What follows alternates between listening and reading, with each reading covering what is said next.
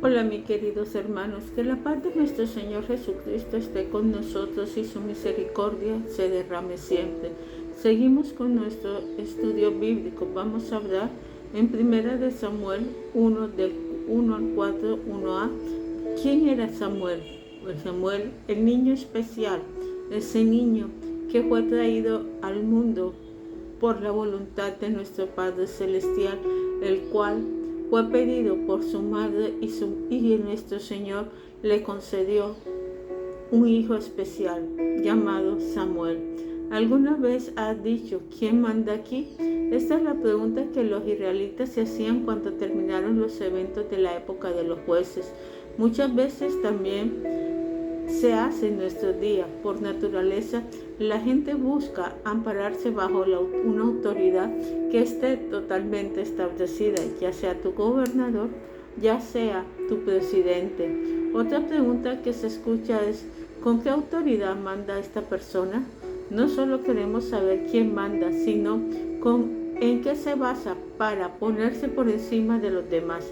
La verdad es que de vez en cuando debemos tenernos y contestar estas preguntas, porque si la autoridad reinante no se deriva de alguna superior, entonces esta autoridad estaría totalmente vacía. Cuando los libros de Samuel se escribieron, el pueblo de Israel enfrentaba una situación semejante. El reino se había dividido y existía mucha rivalidad entre los grupos, o como nosotros diríamos hoy en día, clanes, quienes podían afirmar que tenían la bendición divina. Actualmente no vivimos la misma situación, pero nos surge saber quién controla todo, en quién tenemos que responder. De cualquiera sea el caso, la contestación la podemos encontrar en los dos libros de Samuel. ¿Cómo era la situación histórica en el tiempo de Samuel? Los eruditos estaban de acuerdo en que los primeros capítulos de Samuel son una continuación del periodo de jueces. El problema es que haya habido un traslape entre los gobiernos de Sansón, Elí y Samuel. El texto bíblico enseña claramente que Elí en el 4:18b y Samuel 7:6b, 15 y 17 fueron los últimos dos jueces. Al final del libro de Jueces se describe la situación que imperaba en Israel, misma que continúa al comienzo de estos dos libros de Samuel. ¿Cómo podríamos describirlo? Había también un caos político. De acuerdo al testimonio de los capítulos finales de Jueces, aprendemos que políticamente Israel vivía una situación caótica. 4 veces encontramos la frase "no había rey en Israel". Jueces 17:6, 18:1, 19:1, 21:25. Parece que el sistema de jueces no funcionaba y que el periodo de los reyes todavía no había llegado. No existía un gobierno totalmente centralizado. La falta de este dejaba al pueblo sintiéndose políticamente inseguro, aunque sabían que tenían que resolver esta situación de alguna manera. 2 veces el autor de Jueces declara que cada uno hacía según le parecía. Jueces 17:6 y 21:2. El pueblo vivía en anarquía y sufría un caos que le debilitaba tanto que no podía enfrentarse a los filisteos, sus enemigos principales. Parece que desde el fin del periodo de los jueces, el autor bíblico anticipaba el establecimiento de la monarquía como solución al problema político que aquejaba a Israel. Decadencia religiosa de Israel. Acuérdate que también no solamente fue la parte política, sino que religiosamente estaba muy decaído. Los primeros capítulos de 1 Samuel enseñan con claridad que religiosamente Israel pasaba por problemas muy agudos. La decadencia se manifiesta de 2 maneras: un sacerdocio totalmente indigno. El capítulo 2 revela en una forma muy patente cómo los sacerdotes principales, Elí, Ofni y Finés, pervertían el culto de Jehová. Si ellos violaban las claras instituciones del Señor acerca del sacrificio, versículos 12 y 17, y fornicaban con las mujeres que se encontraban en el tabernáculo, versículo 22. ¿Cómo sería el comportamiento entonces del pueblo si Elí no corrige a sus hijos? Lo haría también a los demás padres del pueblo. La decadencia sacerdotal también afectaba totalmente a los israelitas. Por último, el fetichismo popular. Este fenómeno lo pueden ver en los capítulos 4 y 6. El tema principal es el arca del pacto de Jehová. El problema era que este artefacto era tan importante en el culto que se había vuelto un fetiche. Representaba la presencia de Dios, pero a esas alturas los israelitas creían que la presencia del arca con los ejércitos le garantizaba una victoria segura en la batalla. En vez de confiar en el Dios del arca, confiaban en el mundo mismo. Eso es fetichismo. Tenían que aprender que la confianza deberían depositarla no en el objeto, sino en la persona. Al fin y al cabo, el pueblo cometía idolatría a poner el arca en el lugar que solamente el Señor debería ocupar. Cuando combinamos el caos político con la decadencia religiosa, vemos que Israel estaba en una encrucijada histórica. O se arrepentía de sus pecados o vendría la destrucción. Por causa del ministerio de Samuel, la primera opción se hizo realidad y el pueblo escapó de la aniquilación. El marco cronológico, ¿cómo se encontraba? ¿En qué época fue escrito? El primer libro de Samuel comienza con el relato del nacimiento de este y el segundo termina con la postrímera del reinado de David. Los expertos calculan que el primer libro sucedió por el año 1120 a.C. y que David terminó de gobernar alrededor de 971 a.C. Así que concluimos que los eventos que se relatan en estos dos libros abarcan aproximadamente 150 años de la historia de Israel. ¿En qué fecha más o menos fue compuesto? No es posible poner fecha exacta a la composición de estos libros, pero hay cierta evidencia interna que nos ayuda a calcular. El hecho de que Segunda de Samuel relata acontecimientos del final del reinado de David implica que fue compuesto después del año 971 a.C., dado que se hace mención de la cautividad siria que empezó en el año 722 a.C., que no se hace mención. Debemos estar por sentado que el autor no tenía conocimiento de ella, así que debemos que fue escrito antes de la última fecha. Entonces surge la pregunta, ¿dentro de qué periodo entre el 971 y 722 a.C. se escribió este libro? Hay otra evidencia interna que nos ayuda a contestarla. Es obvio que el autor sabía de la división del reino del norte que sucedió en el año 931, porque constantemente hace referencia a Israel, el reino del norte, y a Judá, reino del sur. Por ejemplo, 1 de Samuel 11:18 y 2 de Samuel 5:5, la evidencia más contundente que se encuentra en 1 de Samuel 27:6, donde el autor menciona a los reyes de Judá. Entonces concluimos con los expertos que 1 y 2 de Samuel fueron compuestos poco después del año 931 a.C., cuando el reino se acababa de dividir, más o menos 40 años después de haber muerto el rey David. ¿Quién es el autor de Samuel? Aunque los libros llevan su nombre, podemos estar seguros que Samuel no fue el autor de la totalidad de los libros. Primero de Samuel 25:1 encontramos la noticia de su muerte. Es probable que él haya escrito 1 de Samuel del 1 al 24, pero el resto, la Biblia no nos auxilia para contestar la respuesta, pero Crónicas 29 nos dice, y los hechos del rey David primero y postero están escritos en los libros de Crónicas de Samuel vidente, en las Crónicas del profeta Natán y en las Crónicas de Gad vidente. Segundo de Samuel 1:8 menciona el libro de Jazer. Lo más seguro es que después del año 931 a.C., un redactor guiado por el Espíritu Santo haya seleccionado de esas 4 fuentes los eventos necesarios para comunicar el mensaje de Dios a su pueblo. El relator queda en el anonimato, pero se especula que era del reino de Judá. ¿Cuál era el propósito de Samuel? Generalmente te puedes estar preguntando, ¿por qué Dios escribió 1 y 2 de Samuel? Cuando uno inicia el estudio de la Biblia, siempre debemos averiguar las razones por las cuales se escribió el libro. Su propósito siempre siempre debe estar en la mente del intérprete. ¿Por qué se escribieron los dos libros de Samuel? Detectamos 4 propósitos para definirlo. Primero, un propósito histórico. Es la razón más obvia. El pueblo de Israel necesita conocer su historia. El autor relata los acontecimientos de la época de los jueces hasta el último año del rey David, pero por medio de sus narraciones el autor contesta cómo Israel pasó de ser una agrupación de tribus o clanes sin gobierno central a ser unificado bajo un rey, cómo se dio el cambio de jueces a reyes. El político. Tomando en cuenta el autor redactor estos dos libros después de la división del reino y probablemente radicaba en Judá, es posible que hubiera tenido una motivación política. Quería dejar bien claro que Judá era la fracción que seguía las pisadas de Samuel y David y por eso podía esperar la bendición divina. Identificaba a su pueblo con los fieles de Israel. Teológico.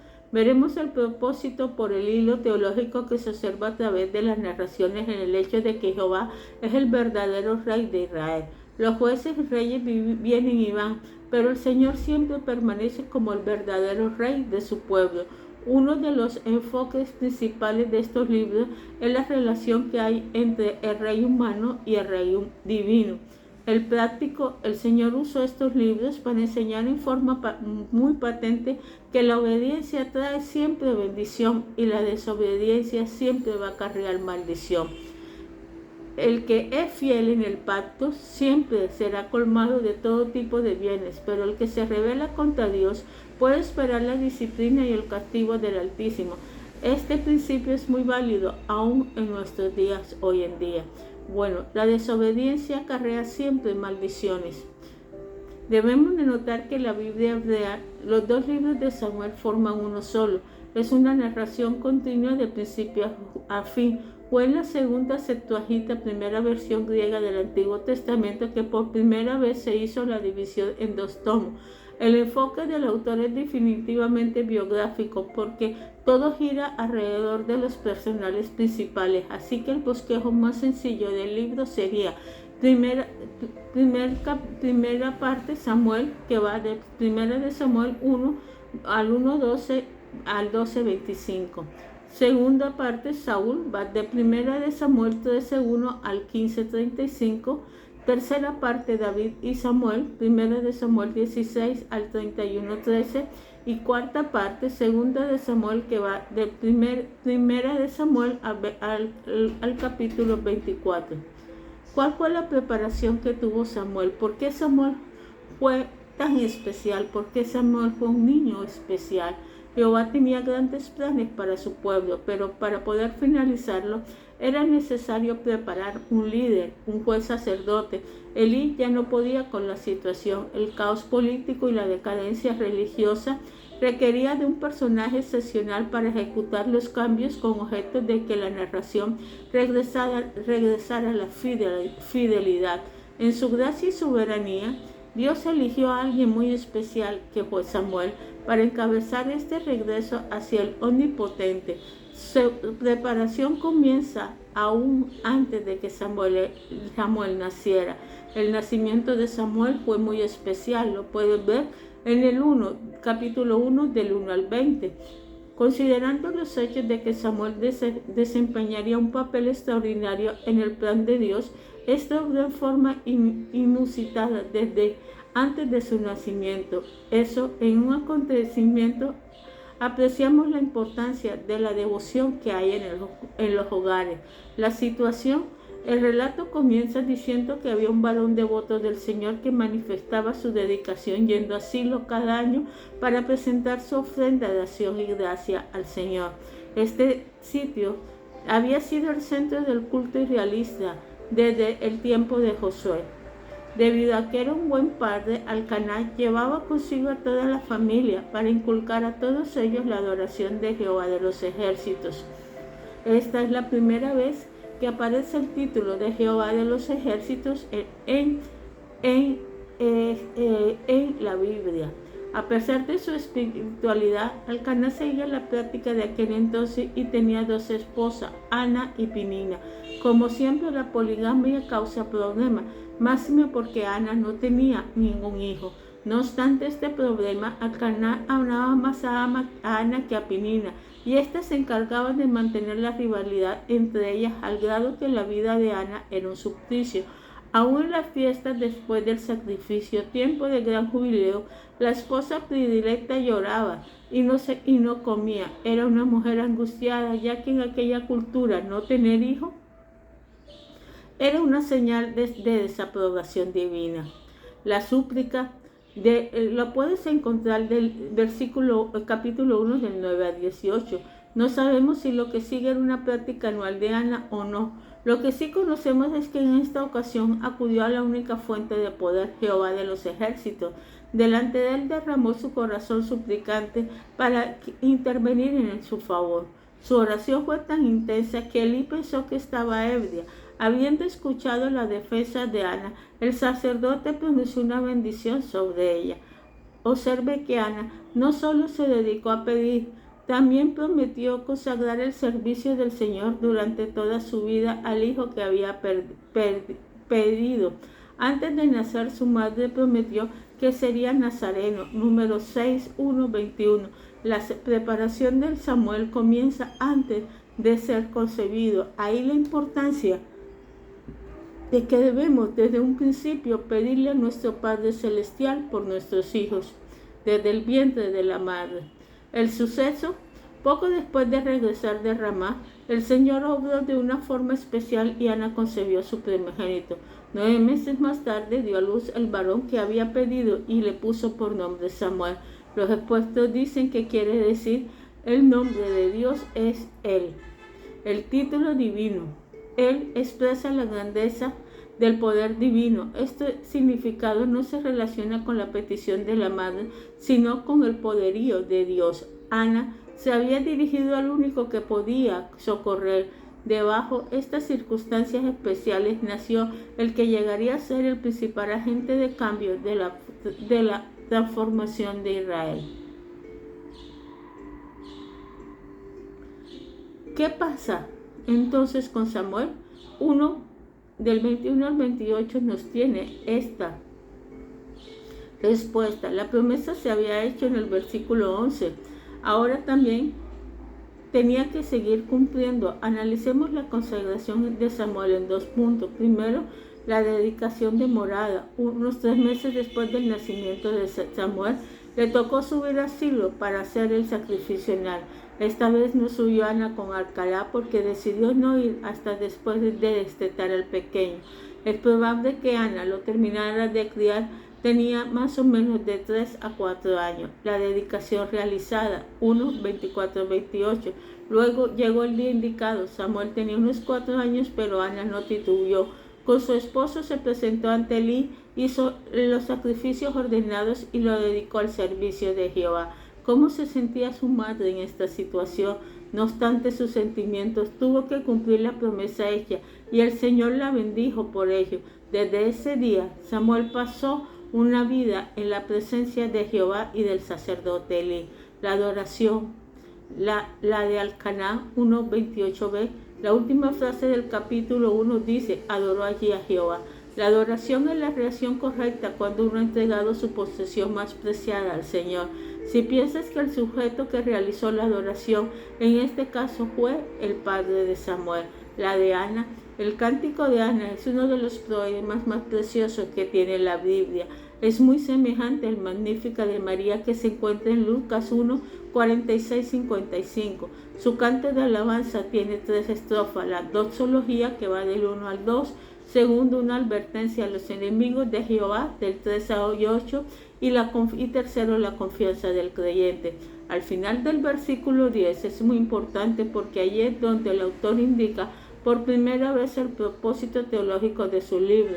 El soberano Señor tenía dentro de sus planes poner un rey sobre su pueblo. Con las palabras dará poder a su rey y exaltará el poderío de su ungido. Ana estaba profetizando el establecimiento de una monarquía. Parte de la preparación de Samuel consistió en la dicha de ser criado en un hogar con padres creyentes que lo amaron intensamente en sus más tiernas infancias y le inculcaron la devoción del Señor.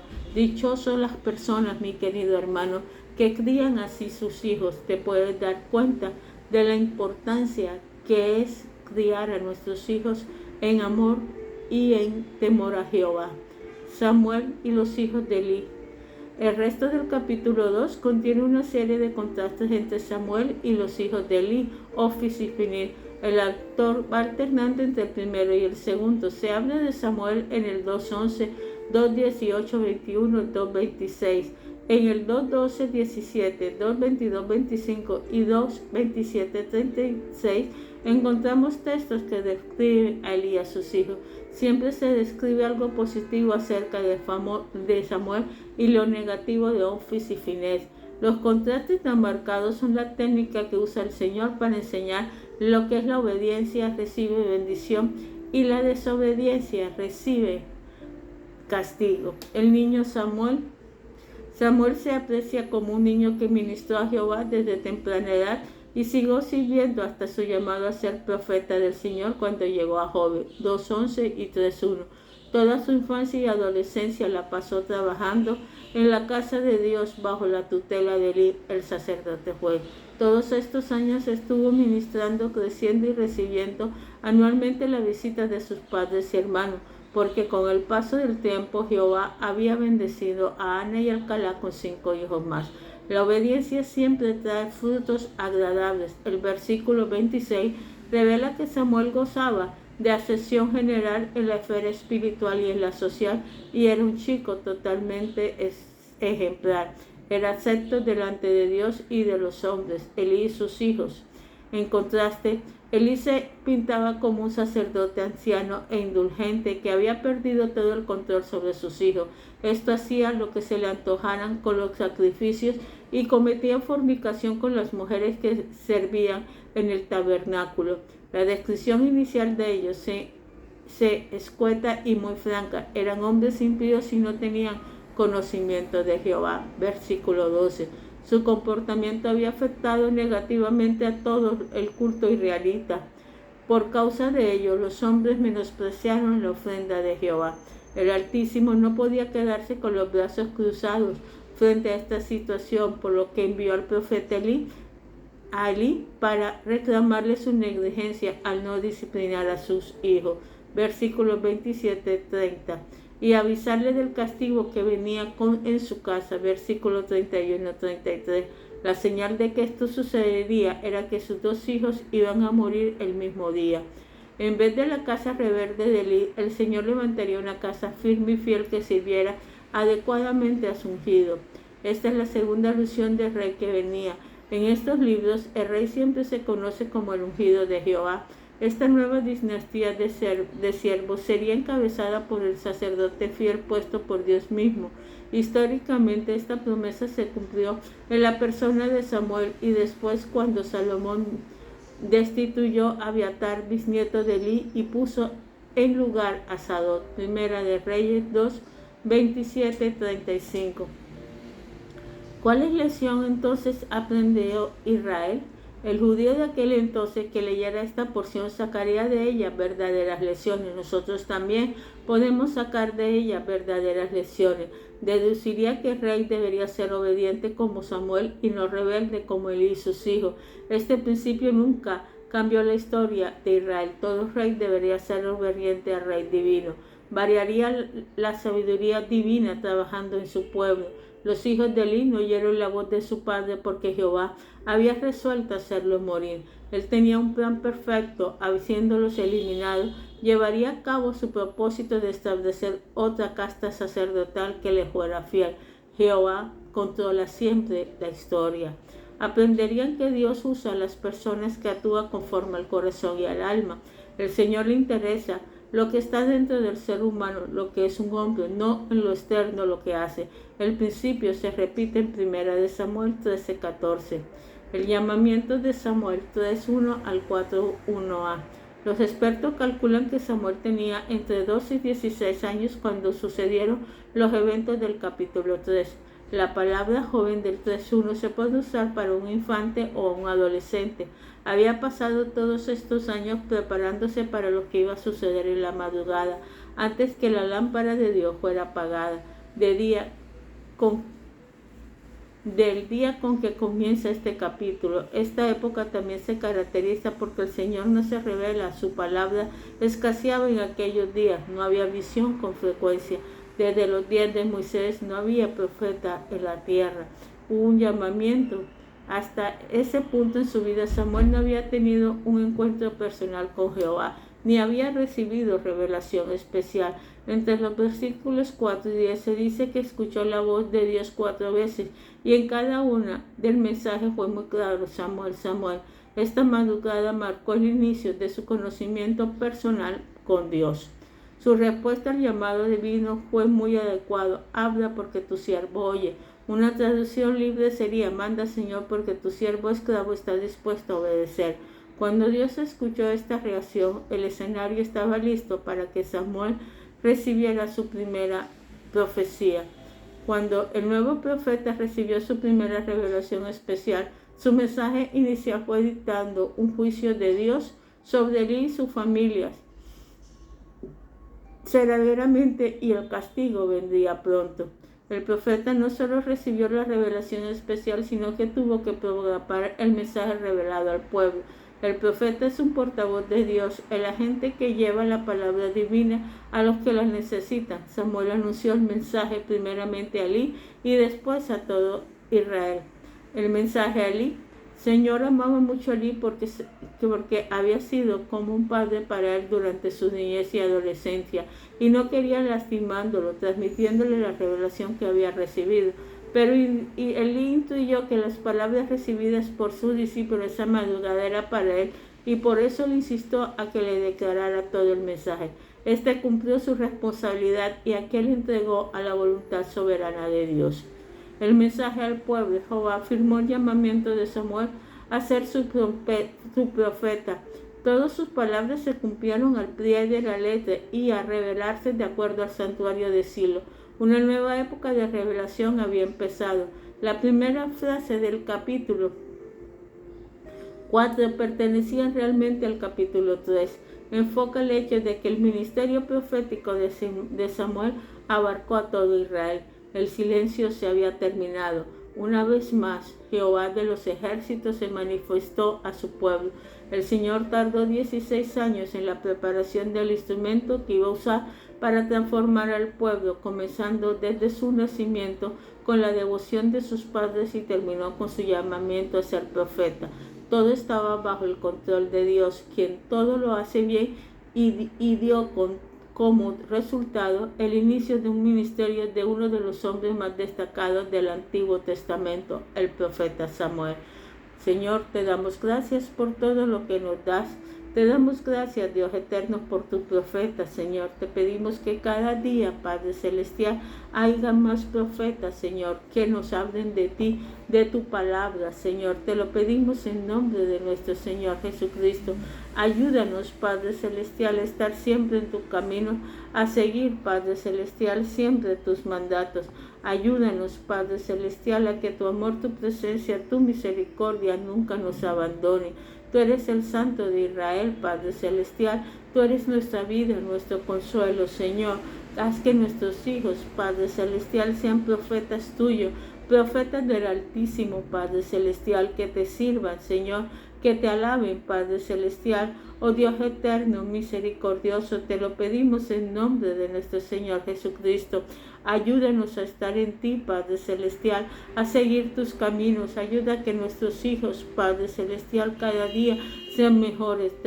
Enséñanos a educarlos, Padre Celestial, enséñanos a que es importante educarlos, Padre Celestial, en el temor de Jehová.